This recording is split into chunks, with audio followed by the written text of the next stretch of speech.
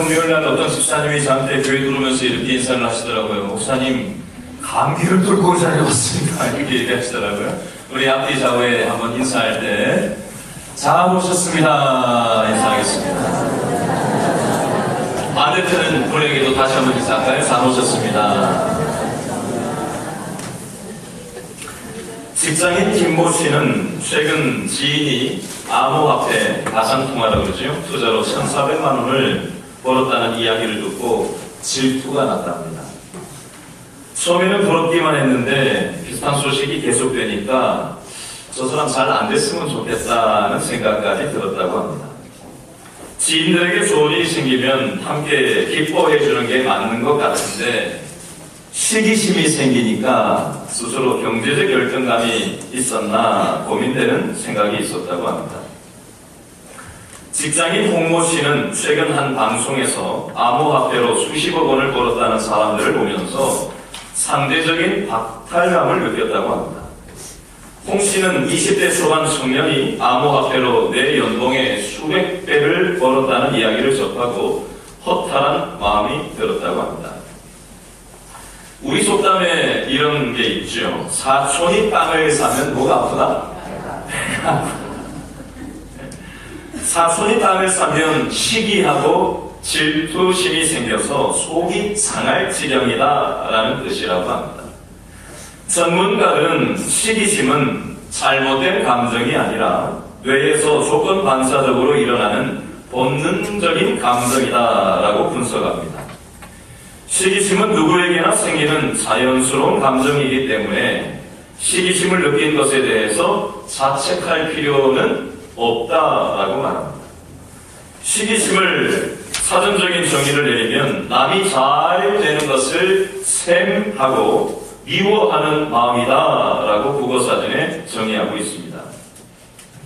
시기심은 모든 인간관계를 무너뜨리고 시기심이 내 마음에 생기면 행복을 파괴하는 핵폭탄과 같은 파괴적인 영향력을 가져온다고 합니다. 많은 사람들의 마음속에 격분, 시기, 비방, 무시하는 마음, 경멸하는 태도는 결국 자기 자신과 남을 비교하는 마음에서 생겨난다고 합니다. 해마다 실시되는 각종 국제기구의 행복도 조사에서 가장 행복한 국가 가운데 하나로 꼽히는 덴마크라는 나라가 있는데 다른 유럽 국가에 비해서 자연 환경이 좋지 않다고 합니다. 물가도 별로 썩 좋은 환경이 아니래요. 경제력이 별로 좋지 않은 상태랍니다. 그럼에도 불구하고 덴마크 국민들은 저마다 행복감을 느낀다고 합니다. 이유는 남과 비교하지 않는 마음 때문에 그렇답니다. 방글라데시 역시 세계 최빈국인데 국가 행복지수는 세계 최상위권을 달리고 있습니다. 반면 우리나라는 세계 10대 경제대국에 들어갔고 향후 몇 년 뒤면은 세계 7대 대국이 될 거라고 전망이 나오고 있고요. 남북이 통일되면 2050년에 세계 2위 국가가 될 수도 있다는 연구 보고도 있습니다. 그러나 현재 우리나라의 행복도 지표 조사에서는 조사 대상 180개국 중에 102위라는 행복도 조사 결과가 나와 있습니다. 왜 그럴까요? 자신과 남을 비교하는 삶을 살아가기 때문에 그렇다는 겁니다. 자신과 남을 비교하지 않는 삶을 사는 사람이 현명한 사람입니다. 우리 옆 사람하고 한번 인사할까요? 남과 비교하지 맙시다. 오늘 읽은 본문에도 보면 자기 자신과 남을 비교하는 삶 때문에 시기심이라는 핵폭탄이 자신의 마음 안에 터져서 파괴적인 인생을 살았던 사람들의 이야기가 나오고 있습니다. 누가 어떤 이유 때문에 자신과 남을 비교했는지, 그래서 어떤 파괴적인 삶을 살게 되었는지 살펴보면서 혹시 나도 남과 비교하는 마음 때문에 누군가를 요즘 시기하면서 미워하면서 무시하면서 파괴적인 인생을 살아가고 있지는 않는가 교훈을 얻는 시간 되시기를 바랍니다. 자, 이 큰 그림을 가지고 우리 42절부터 45절 말씀을 사도행전 13장 42절로 45절 말씀을 다시 한번 읽어보겠습니다. 시작. 그들이 나갈새 사람들이 청하되 다음 안식일에도 이 말씀을 하라 하더라. 회당의 모임이 끝난 후에 유대인과 유대교에 입교한 경건한 사람들이 많이 바울과 바나바를 따르니 두 사도가 더불어 말하고 항상 하나님의 은혜 가운데 있으라 원하니라. 그 다음 안식일에는 온 시민이 거의 다 하나님의 말씀을 듣고자 하여 모이니 누가요? 유대인들이 그 무리를 보고 어떤 마음이 들었어요? 시기가 가득하여 바울이 말한 것을 어떻게 하죠? 반박하고 또요? 비방하거늘. 아멘. 지난주 본문을 간단하게 설명을 드려야 오늘 본문하고 연관이 되기 때문에 살짝 배경을 말씀드립니다. 사도 바울은 비시디아 안디옥이라는 이 지역에 도착을 해서 유대인 회당에서 이제 유대인들이 지도자들이 율법을 선지자의 글을 읽어주는 것을 가만히 듣고 앉아 있었는데 이 사람들이 자기들 앞으로 다가오더니 못 보던 사람들인데 납기 전에 앉아 있는 걸 보니까 말씀을 설교를 좀 해주실 수 있습니까? 라고 해가지고 그렇게 하겠다고 바울이 일어나가지고 말씀을 전한 거예요. 그랬더니 사람들이 반응이 너무 좋은 거예요. 듣도 보다 못한 이 복음의 생명이 있는 말씀을 부활하신 예수님을 직접 만난 이 사도 바울이 아주 그냥 너무 생명력 있게 말씀을 전하니까 사람들이 그냥 소문이 동네 비시디아 안디옥 지역에 그냥 막 나가지고 온 동네 사람들이 그냥 다 그룹대같이 몰려든 거예요. 그래서 유대인 지도자들이 놀란 거예요. 상상하지도 못했던 인파가 말씀을 들으려고 몰려든 거를 보고 좋아해야 되는데 이 사람들 마음속에 시기심이 생겼어요. 우리가 말씀 전할 때는 조금밖에 안 하는데 저렇게 처음 보는 바울 일행이 와가지고 한 번 설교했는데 이렇게 그룹대처럼 온몸의 사람들이 다 몰려든 걸 보면서 자존심도 상하고 비교하는 마음도 생기고 속이 상한 거예요. 지금 그런 배경이 나오는 거예요. 지금 여기. 그래서 이 시기심에 사로잡혀서 한 번 반박하고 그친 것이 아니라 거듭 반박하고 있습니다. 바울이 말할 때마다 이 유대인 지도자들은 반박을 했고요. 바울이 말한 것은 틀렸다고 부정을 했다라는 의미가 되겠습니다. 그것도 모자라서 바울을 비방하고 앞에서 저 사람 잘못된 사람이다라고 얘기하고 뒤에서 뒷담화를 퍼뜨리고 그래서 바울 일행을 몰아내려고 시기심 때문에 그런 일들을 했더라는 것입니다. 그래도 이게 먹히지를 않으니까 나중에는 50절에 보면 힘 있는 사람들을 선동해서 바울 일행을 쫓아내는 일까지 하게 되는데요. 자, 50절 말씀을 미리 한번 읽어볼까요? 50절 시작. 이에 유대인들이 누구를요? 경건한 귀부인들과 그 신의 유력자들을 어떻게 하죠? 선동하여 바울과 바나바를 박해하게 하여 그 지역에서 어떻게 하죠? 쫓아내는 장면이 나오고 있습니다. 여러분 성경을 보면 이런 예들이 많이 나옵니다. 요셉의 형들이 요셉을 좋아했을까요? 싫어했을까요?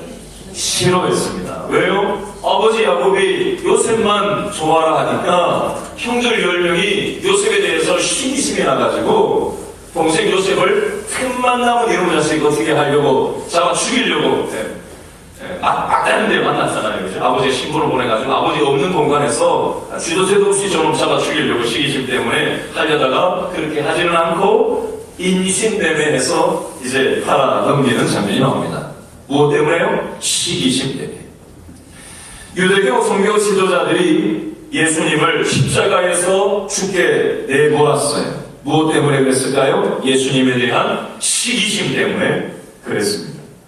오늘 본문의 유대교 지도자들도 바울을 시기해서 반박하고 비방하고 복음 전하는 것을 방해하고 심지어 힘 있는 사람들을 어떻게 했죠?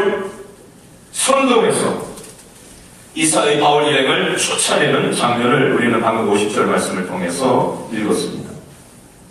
여러분 이것은 남의 이야기가 아니라 우리 이야기이고 나의 이야기일 수 있습니다.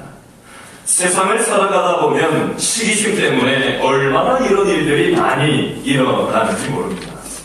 교회 안에서도 지금 현재 진행형으로 이런 일들이 일어나고 있지는 않습니까?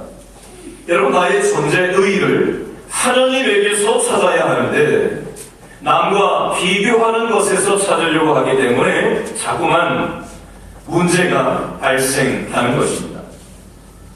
여러분, 이때 바울과 바나바는 어떻게 반응을 했는지를 우리가 살펴볼 텐데요. 한번 질문을 해볼게요.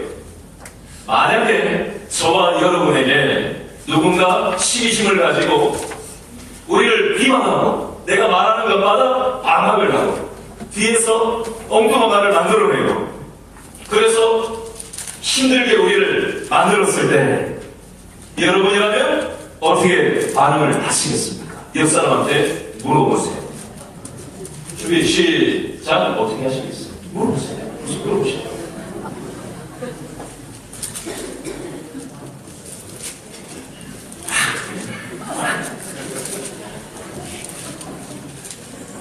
여러분, 46절, 47절에 보면 바울 일행, 바울과 바나바는 어떻게 반응을 했는지 나와 있는데요. 자, 46절, 47절 읽어볼까요? 시작. 바울과 바나바가 어떻게 하죠? 담대히 말하여 이르되 어떤 것을요? 하나님의 말씀을 마땅히 먼저 너희에게 전할 것이로되 너희가 그것을 말씀을 버리고 영생을 얻기에 합당하지 않은 자로 자처하기로 우리가 이방인에게로 향하노라. 47절 주께서 이같이 우리에게 명하시되, 요거는 이사야서 49장 6절 말씀을 인용한 내용이에요. 내가 시작. 내가 너를 이방의 빛으로 삼아 너를 땅 끝까지 구원하게 하리라 하셨느니라 하니. 아멘. 여러분, 바울과 바나바 이 일행은 자기를 시기하고 비방하고 반박하고 쫓아내려고 달려드는, 이를 달고 달려드는 이 사람들을 향해서 자기 감정을 표출했습니까? 머리로 그냥 딜 받았습니까? 확 이킬만 어떻게 하려고 했습니까? 승질을 했어요? 어떻게 하고 있지? 자기 말을 전혀 하지 않고 뭘 하고 있어요? 하나님의 말씀만을 얘기하고 있는 장면이 나오고 있습니다. 이사야서 45장 6절 말씀을 인용해서 47절 말씀에 당신들 유대인들에게 복음을 전했지만 당신들이 하나님의 말씀을 받아들이지 않으니 당신들 아닌 다른 이방인들에게 가서 우리가 복음을 받아들이는 사람, 하나님을 알고자 하는 사람들에게 우리가 전하러 가겠다라는 말씀을 전하고 있더라는 것입니다.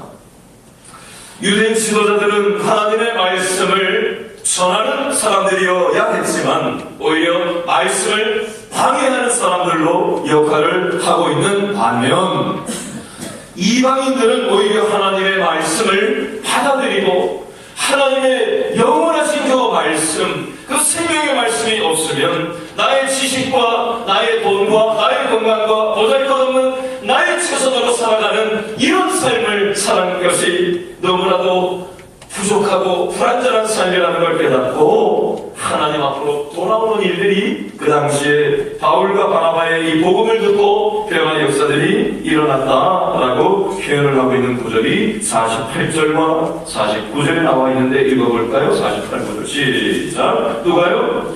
이방인들이 듣고 어떻게 반응하죠? 기뻐하며 하나님의 말씀에 대해서 어떻게 반응해요? 찬송하며 영생, 영원한 생명을 주시기로 작정된 자는 다 믿게 되는 일이 생기는데 49절 주의 말씀이 그 지방 비시디아 안디옥 지방에 두루 퍼져 나가게 된 것입니다. 여러분, 저는 우리 길신교회 성도들을 생각하면서 기도할 때마다 하나님이 어떤 마음을 주시냐면요, 껍데기로 신앙생활하지 말고 종교생활하지 말고 이 영원한 가치에 눈을 뜨고 생명의 통로로 우리 주위에 하나님이 부셔주신 가정 식구들, 일상에서 만나는 사람들에게 하나님의 생명을 전하는 일에 우선순위를 가지고 살아가는 사람들이 되었으면 좋겠다. 제가 가장 바라는 건 그거예요. 여러분, 오늘 오후 예배 마치고 오늘 지금 이 자리에 앉아 계신 한 가정을 신방을 가기로 약속을 잡아놨어요. 남편은 아직 교회 등록을 하지 않았어요. 그 남편이 저보다 한 살 많은 걸로 아는데 오늘 이따가 만나기로 약속을 해놨어요. 제 마음속에 하나님께서 오늘 평상시 같으면 일하러 나가고 없을 남편인데 어떤 상황이 어떻게 해서 오늘 집에 마침 계시다는 거예요.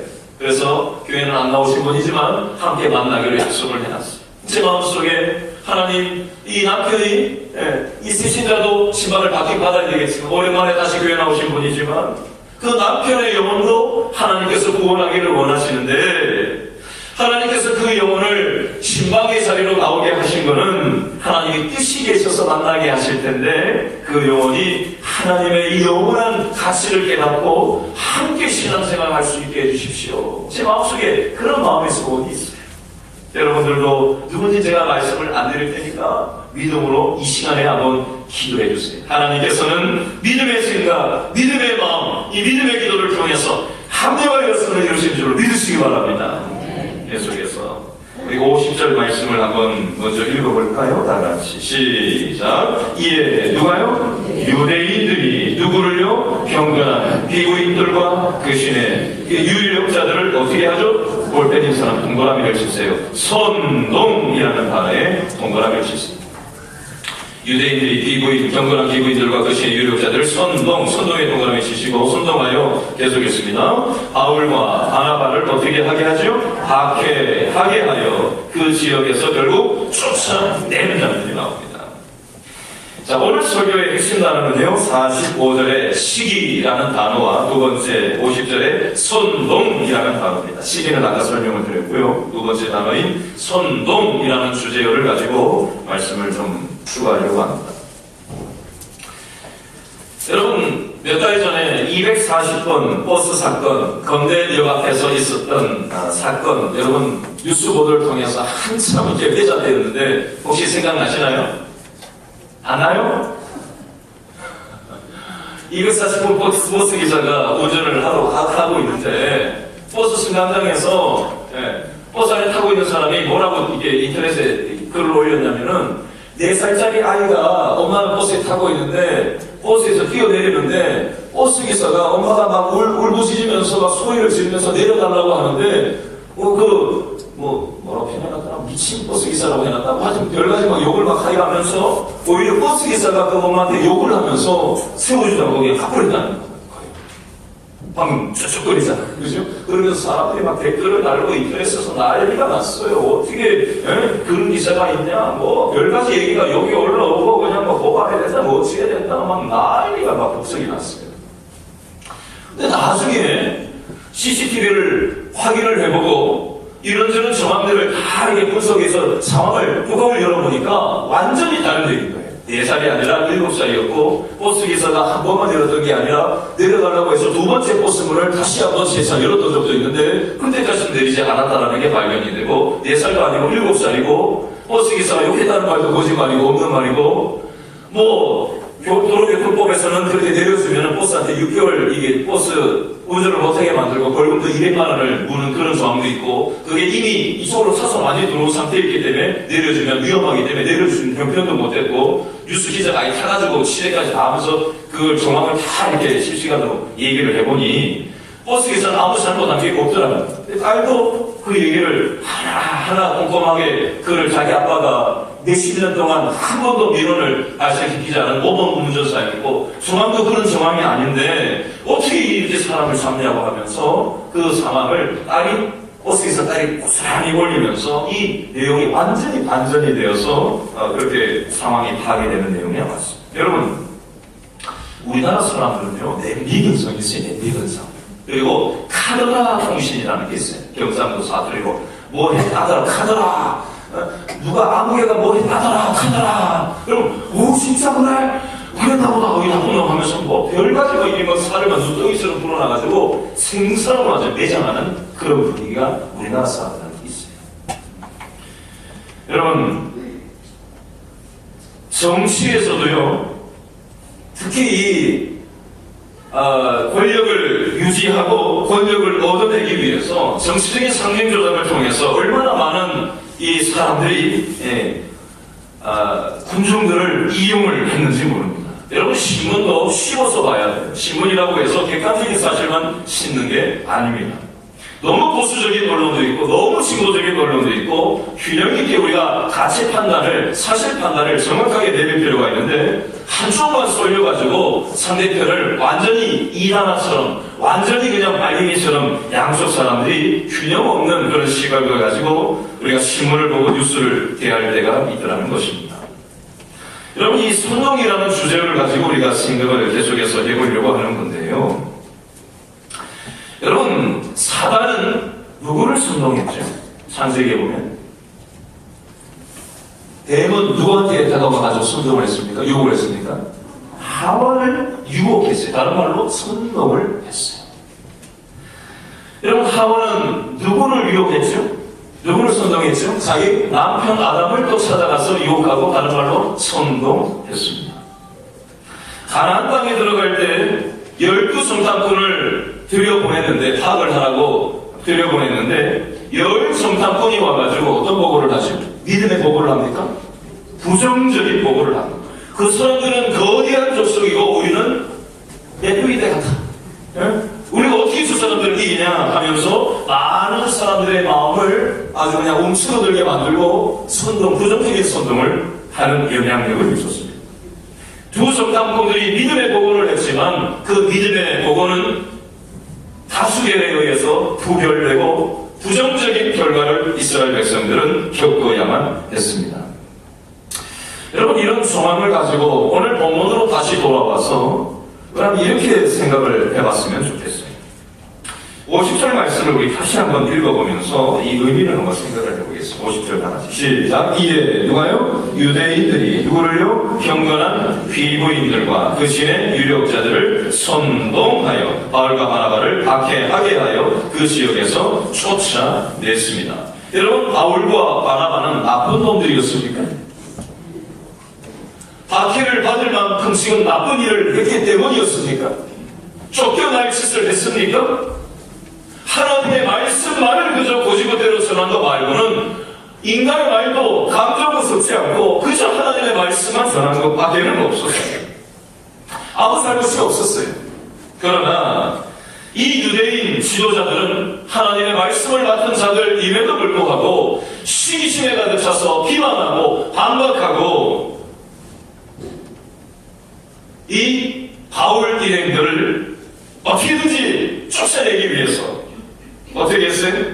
경건한 기구인들과 그 신의 유력자들, 그 당시 이 비시리아 안디옥 지역에 있는 권력층에 있는 이 기구인들, 그리고 경건한 기구인이라는 이 표현은 이 권력 있고 힘 있는, 지성이 있고 권력이 있는 이 사람들을 이 중에 하나님의 말씀을 듣고 하나님의 믿음 안에서 사는 사람들이 있었는데 이 사람들을 경건한 기구인이라고 표현을 하는 거예요.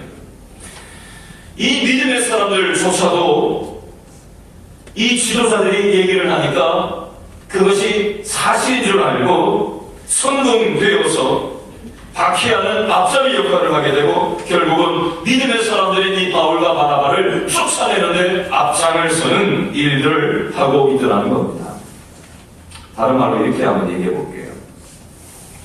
여러분, 교회를 아무리 열심히 다녀도 사소한 문제나 이권 때문에 얼마든지 사람을 선동하는 악행을 저지를 수도 있고, 아무리 사회적 지위가 높고 지성이 뛰어나고 믿음이 좋은 사람이라고 할지라도 누군가에게 쉽게 선동당하는 무지함에 얼마든지 빠질 수 있다는 이치가 이 본문에 기록되어져 있습니다. 그렇기 때문에 우리는 하나님의 말씀의 절대 기준 앞에서 항상 뛰어있고 분별력을 잃어버리지 않을 수 있도록 우리는 말씀 앞에 날마다 서야 되는 줄로 믿으실 수 있기를 바랍니다.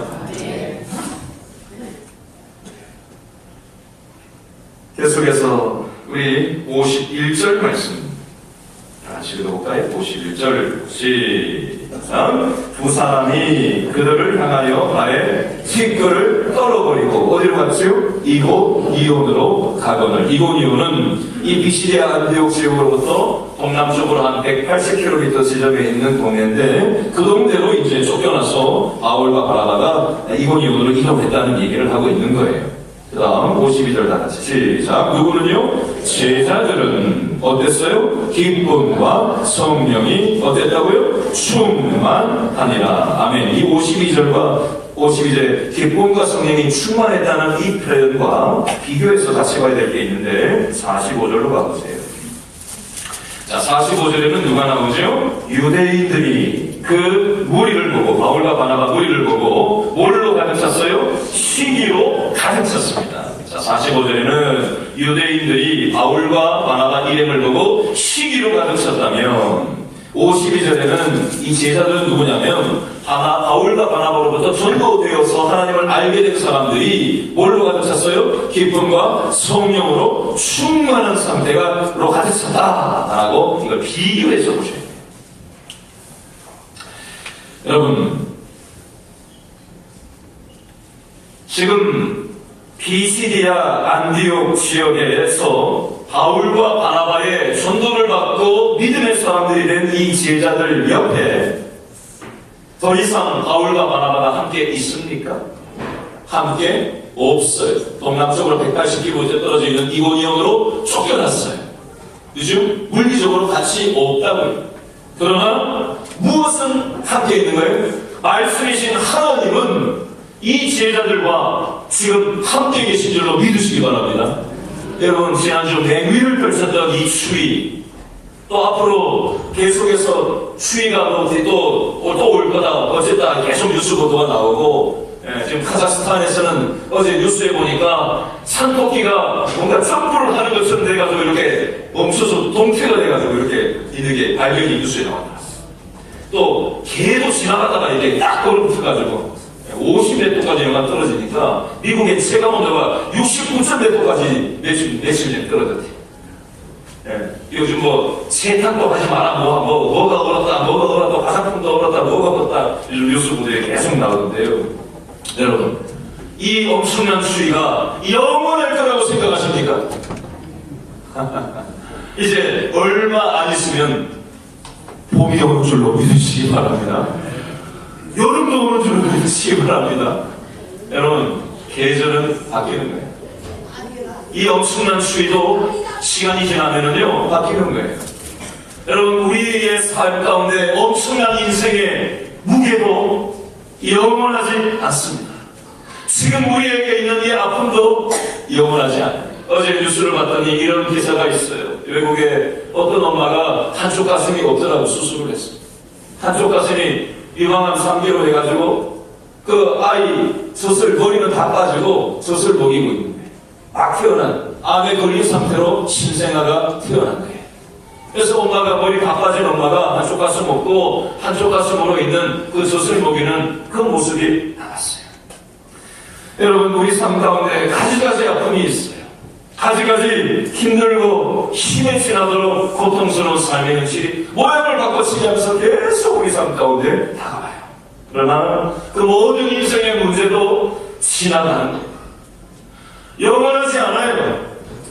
그러나 영원한 것이 하나 있는데 하나님의 말씀은 영원한 줄로 믿으시기 바랍니다. 바울과 바나바는 180km 떨어져 있는 이고니온으로 쫓겨났지만 하나님의 말씀이신 아버지 하나님께서는 바울과 바나바로부터 복음을 전해드린 이 제자들의 삶 가운데 기쁨을 주시고 성령으로 충만하게 해주셔서 그 영혼들의 마음 가운데 가득 채워주셨다고 오늘 성경은 말씀하고 있는 줄로 믿으실 수 있기를 바랍니다. 그러나 45절에 유대 지도자들은 말씀으로 가득 차야 될 이 종교 지도자들이 말씀으로 가득 차지 않고 무엇으로 가득 찼다고 해 45절에 시기심으로 가득 차고 비방하고 반박을 하고 사람들을 선동이나 해가지고 박해하게 만들고 쫓겨나게 만드는 일을 사행하는 이런 일들을 벌였다라는 사실입니다. 여러분, 이것은 종교 지도자들에게만 해당되는 내용이 아니라 저와 여러분의 모습일 수도 얼마든지 있다는 사실입니다. 여러분, 우리는 다른 사람을 보고 신앙생활하는 사람들이 아니에요. 다른 사람이 어쨌나 저쨌나 그런 것에 에너지 낭비하지 않았으면 좋겠어요. 우리는 하나님을 바라보고 신앙생활하는 사람들이 좀 있습니다. 말씀이신 하나님을 붙잡고 살아계신 하나님의 말씀을 우리가 붙잡을 때 하나님께서 우리에게 절대로 누구도 빼앗아갈 수 없는 기쁨을 주시고 성령 충만함을 주셔서 52절 말씀에 나오는 기쁨과 성령이 충만했다는 이 표현은 한 번 기뻤다, 한 번 충만했다는 뜻이 아니에요. 계속해서 지속적으로 반복적으로 하나님의 말씀을 경험하고 하나님의 말씀 때문에 기쁨과 성령이 충만한 삶을 살아갔더라는 표현. 저는 바라기는 우리 모든 계신의 성도들이 말씀이신 하나님을 날마다 만났으면 좋겠어요. 우리 주보에 광고 보시면 제가 계속 강조를 하고 있지만 7번에 말씀 묵상 세미나를 우리가 2주 목요일마다 했고 이번 주 목요일, 다음 주 목요일 날 우리가 또 계속 할 거예요. 유명하신 우리 말씀 묵상을 잘 하시는 분들의 영상 강의를 제가 실력이 부족해가지고 그런 분들을 영상으로지만 우리가 강의를 하나 듣고 또 성경 통독을 한 주씩 새벽 본문을 큐티 자세가지고 하고 또 각자에게 주시는 은혜를 나누는 시간을 가질 거예요. 성경 통독회를 통해서 올 한 해 우리가 말씀을 묵상할 거예요. 상반기 암송 구절 우리가 주보 제일 1면에 보면 암송 구절 지금 4번째 구절 나갔잖아요. 그죠? 다음 주에는 암송 구절 5번 나가고 해서 상반기 1월부터 6월까지 25개의 암송 구절을 개인적으로 암송대회에 출전합니다. 구역별로 출전을 하고 지역별로 출전을 하고 가족별로 아이들 데리고 암송대회에 출전을 해서 어떻게든지 올 한 해 말씀이신 하나님을 통독도 하고 묵상도 하고 암송도 하고 어떤 방식으로든 하나님을 만나서 세상이 절대로 빼앗아갈 수 없는 기쁨과 성령 충만한 삶을 받아 누리는 우리 모든 교신의 성도들 다 될 수 있기를 바랍니다. 기도하겠습니다.